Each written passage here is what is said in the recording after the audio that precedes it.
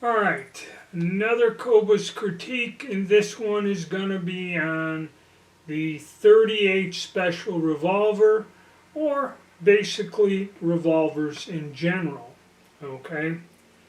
Uh, the way things are now with the polymer pistols and the 9mm kind of has become the most popular weapon with a civilians and what is issued to military and police forces. But 50 years ago, the 38 Special was king, and it held that place for many years, over 100 years with some police departments. And it was the most common handgun caliber here in the United States, all from the 30s all the way up into the 80s and that when the 357 Magnum started to take over. And that basically was just a heavier frame gun with a longer, more powerful cartridge. But you can, and that's another thing, if you get a 357 Magnum, you can still shoot 38 Specials in them. And with all revolvers, I mean, I have a Smith 29, which is not exactly an easy, with a 6-inch barrel, which can be carried in a shoulder holster of some sort, but is not really something that you can tote around like this little snub nose that you can just throw in your jacket pocket. 5 shots, smaller J-frame, gun, accurate. This thing is accurate, okay, 5 shots. And it's been tricked out. I had the hammer bobbed for concealability. You can have a small 22 caliber revolver, 32 caliber. There are 44 specials, 44 magnums. You know, there's a whole array of things, but the 38 357 Magnum was what most police departments and that used for many, many years. And why? The 38 is not that powerful of a cartridge. It is a very old cartridge. And these guns are accurate. A good quality handgun like these Smiths, Colts, Rugers, they're accurate guns. Okay? So it doesn't matter, whatever. We'll discuss that when I go through the critique. So you do have options. You have options from concealable revolvers to the standard 4-inch barrel revolver. Something like this. This is a little bit heavier than the Model 10.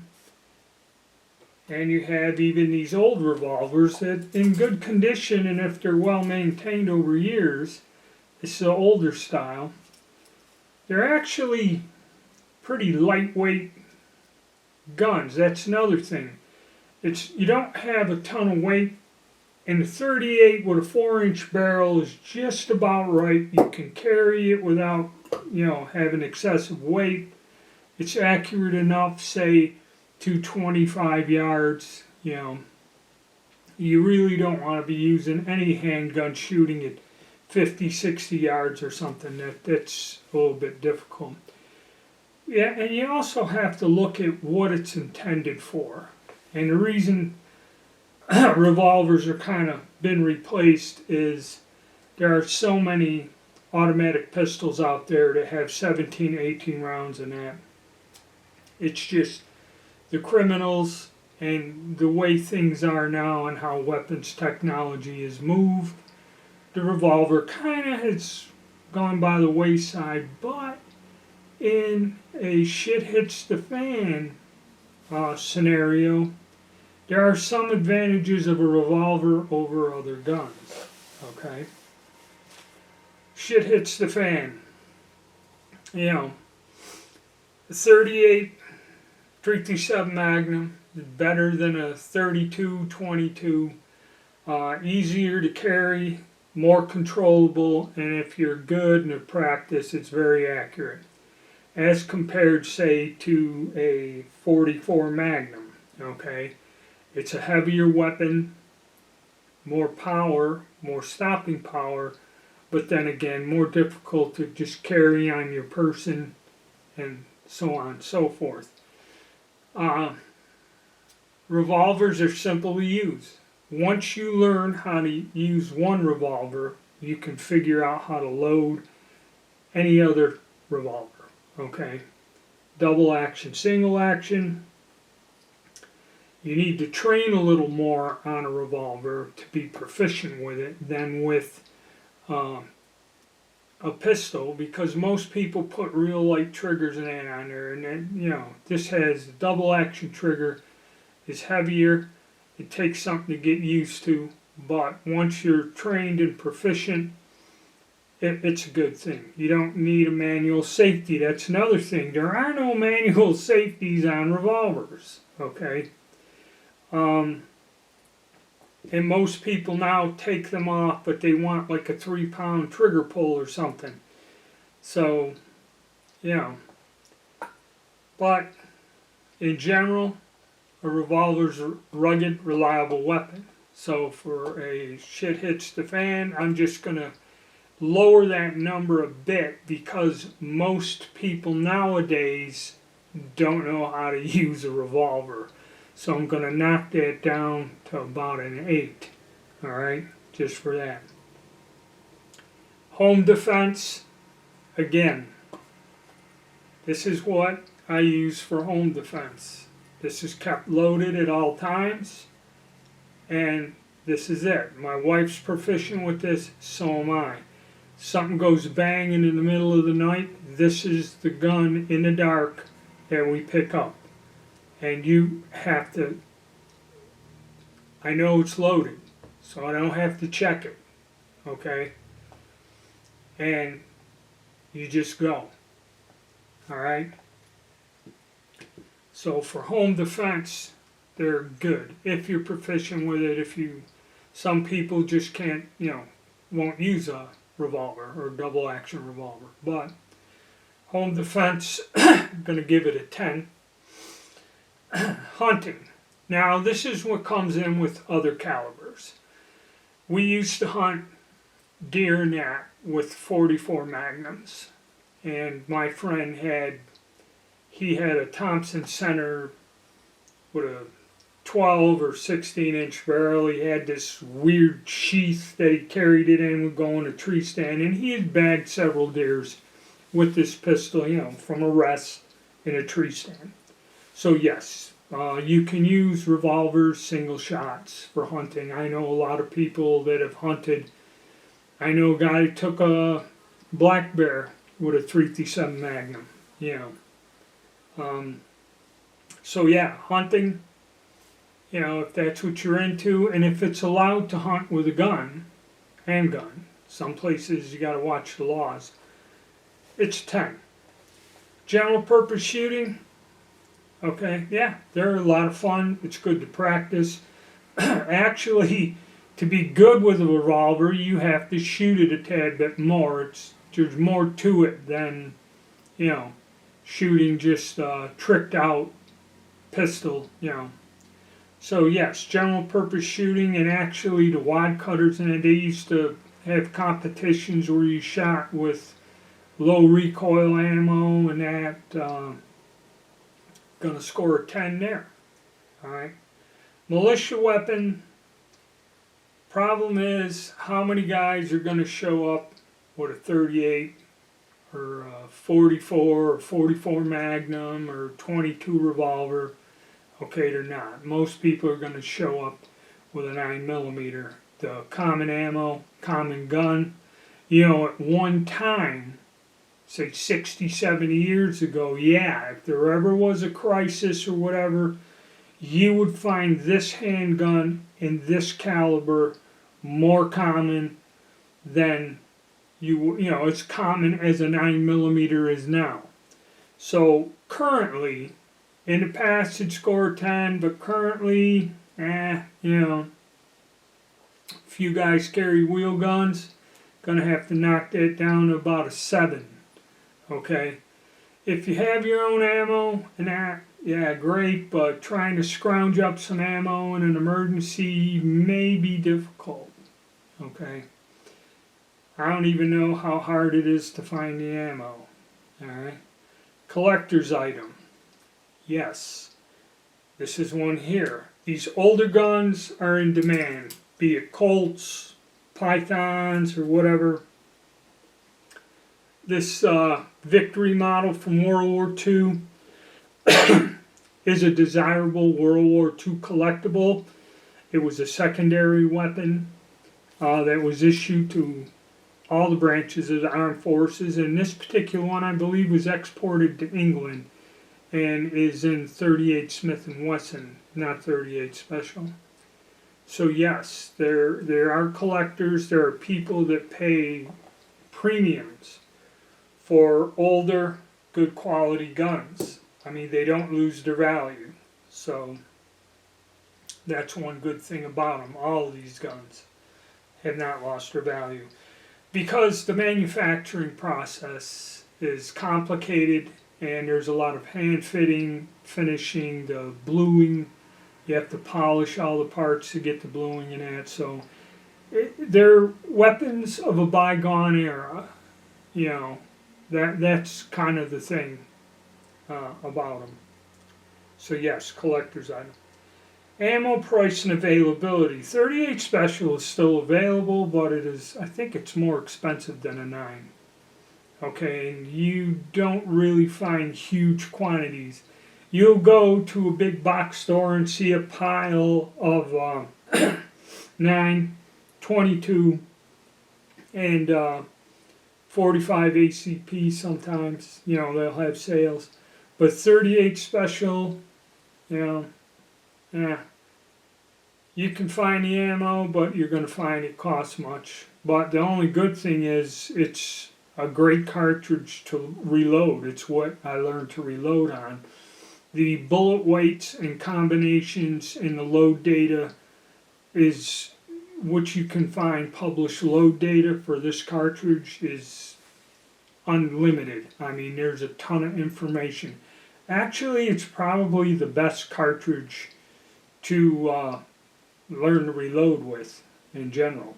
So that, gonna have to give that about a 7 for ammo, because it's not as popular as it was. They used to be like a 12 at one time. I mean, everywhere you went, if they had ammo, they had 38 Special, 30-30 Winchester, and 30-06, but that's going back about 50 years ago.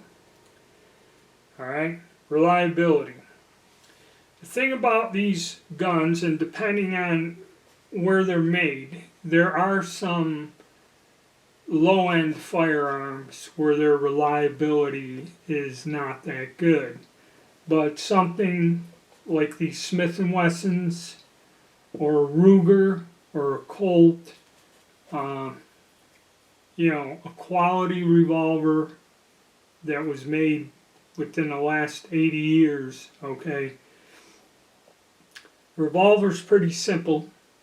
All you have to do is oil it, clean it, you know, that's it. Clean the barrel, the chambers, put a little oil on some points there, and that's good. If you know, keep it clean, maintain it, there's really not much you have to do. There's no magazine springs to wear out. There's the springs don't wear out in these guns that easily, you know.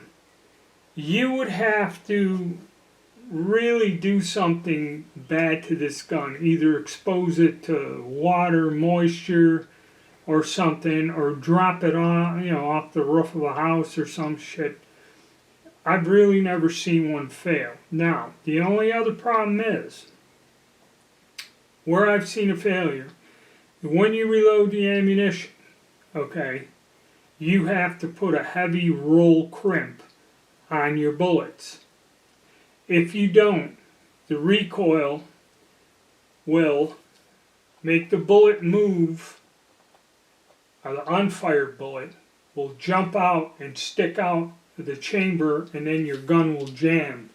And if it's on this side, okay, which it could be, because the Smith goes this way, If you have a bullet jump out, okay, because it isn't crimped, then you can't open the gun because it's in the way there. You have to tap it back somehow in order to get the gun open in that. That is about the only malfunction I've seen, is if the bullets are not crimped. And that is, in a Smith & Wesson, a pretty nasty jam. If you have that bullet jump out, you know, the unfired bullet come out of the case and get stuck. But other than that, I've really never seen a revolver break. Sometimes a spring or something will break in that, but that's usually, well, these guns are quite old. Some of these guns are older than me, so yeah. So reliability, I'm going to give it a 9. You know, they can fail, but it is rare. I've rarely seen a handgun fail. I've rarely had any one of my quality handguns fail. A less expensive model that isn't designed well, yeah, you could have problems and issues. But even the Taurus revolvers are fairly. I've had several of those. They're not as high quality as the Smith or Colt, but they are still reliable and function well. You know, so I'm gonna leave it at that. Parts, repair, and accessories. Okay, at one time Smiths were popular. You could find all kinds of custom leather holsters and things like that. Parts for these guns are available. The Smith & Wesson made these for many, many years, and it's not that difficult to find parts. The only problem is if you had somebody get in there, and I had to work on some older guns that somebody went monkeyed around in there, you have to be pretty skilled, because the way these actions are, even though they're fairly reliable, if you screw with them and go in there and make adjustments and that, you know, they're difficult to get everything timed, hanging on, and functioning 100%. So it's a lot more difficult to repair this than, say, a Glock. Okay, a Glock, basically you get some pins out, replace the internal components, which there ain't a whole hell of a lot of them, and put something in there if it's bent, broken, or something. A lot more easier to fix something like that than to get inside one of these and start going in there, you know, without training and technique. They are difficult to repair when, you know,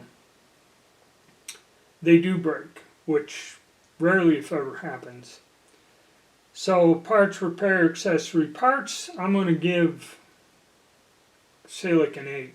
You might have some really old ones that may be hard to find parts, but something like this or this 30, not a problem, you know. So that's a hard one to give a solid number to. So I'm going to say for a more modern one, a 10. Older one, going to go down to about an 8.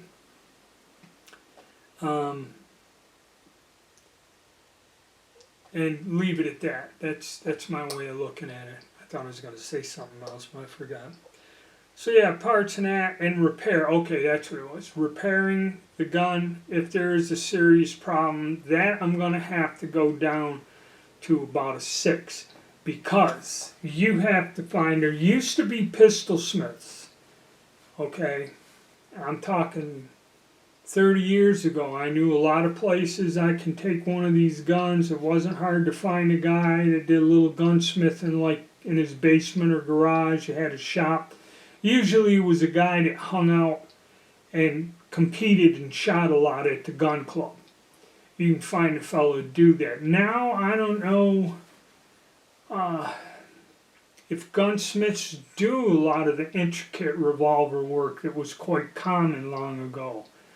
Because it's a skill that you may not use that often. You know, that's the thing. So I'll have to give that like a 6. You know, repairing it at 6 to 5 maybe.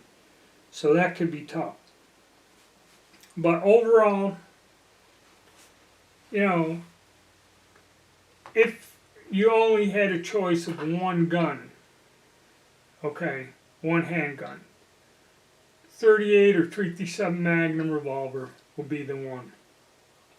okay, without any, in the worst case scenarios, most of these quality made guns are reliable.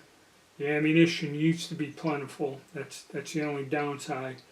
And they're rugged, and like I said, if you keep them clean, oil and maintain them, alright, they rarely fail unless they're abused or some, something happens to them, and like I said, you load them. The thing everybody hates about manual safeties, there is no manual safety. The only downside to it is you have to be proficient and trained on this gun, which takes time and some skill.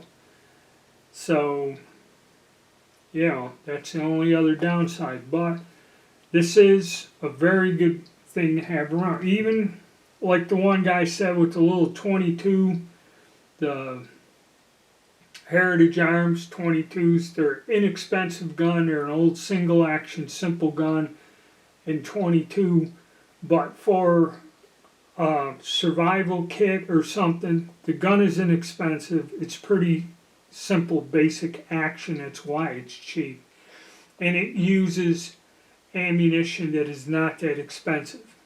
So in a survival mode, an inexpensive little gun like that in the small caliber, one guy said he stashes them in several places. So he's got a cache, and he'll have the revolver and 500 rounds of ammo, okay? That gun, as simple as it is, not as powerful as it is better than no handgun at all, okay? And something's pretty reliable, probably wouldn't break if it's not abused, and useful. Alright, thank you, and stay tuned.